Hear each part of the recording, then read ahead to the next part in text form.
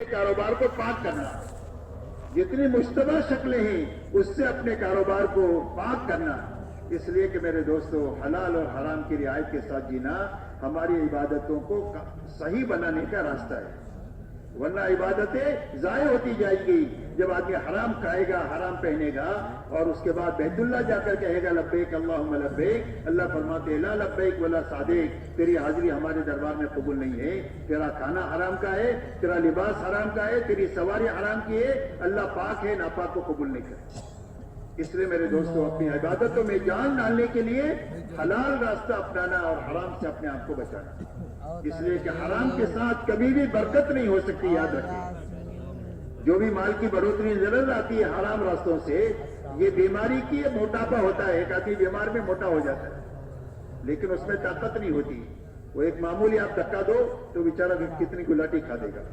اس لیے میرے محترم دوستو بیماری حرام کے ساتھ جو بال بڑھ رہا ہے وہ بیماری بڑھ رہی ہے، یہ سمجھو اس کے ساتھ کبھی برکت نہیں ہو سکتی ہے، چند سالوں میں اس کو ختم ہونا ہے۔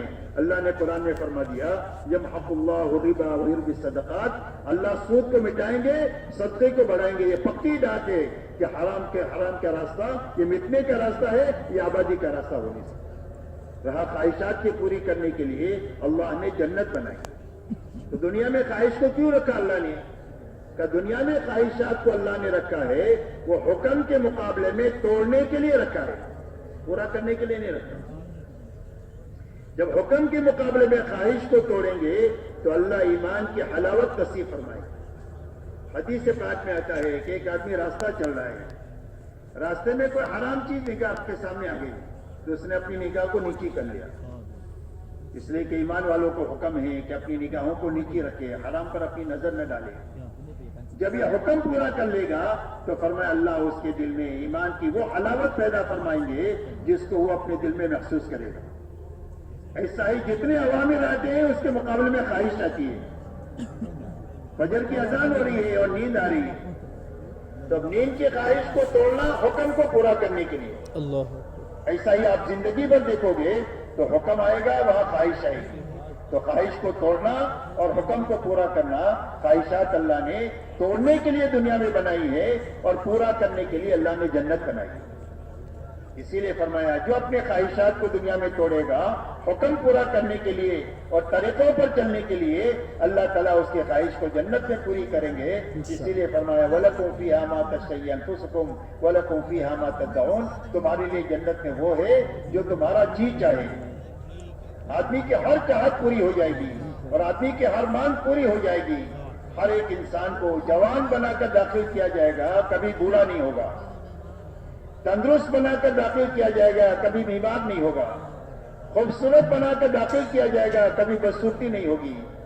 ہر ایک کا قد حضرت آدم علیہ السلام جتنا ہوگا، ہر ایک کا حسن حضرت یوسف علیہ السلام جیسا ہوگا، اور ہر ایک کی آواز حضرت داؤد علیہ السلام جیسی ہوگی، اور ہر ایک کے اخلاق جناب محمد الرسول اللہ صلی اللہ علیہ وسلم جیسے ہوں گے، اور ہر ایک کو 100 آدمیوں کی طاقت دے کر جنت میں داخل کیا جائے گا۔ وہاں پر اللہ کی نعمتیں بڑھتی ہی چلی جائے گی، کبھی نعمت سے روک ٹوک بھی نہیں ہوگی اور کبھی نعمت ختم بھی نہیں ہوگی۔ ہاں کم سے کم درجے کے جنتی کو 80,000 غلام ہوں گے جو اس کی خدمت کے لیے آتے جاتے رہیں گے۔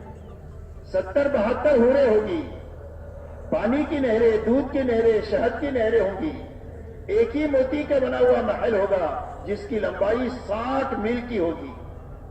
اللہ تعالیٰ کو ایسا دیکھیں گے جس طرح 14 رات کے چاند کو دیکھتے ہیں۔ اس لیے میرے محترم دوستو اللہ تعالیٰ نے خواہشات کے پوری کرنے کی جگہ جنت بنائی ہے۔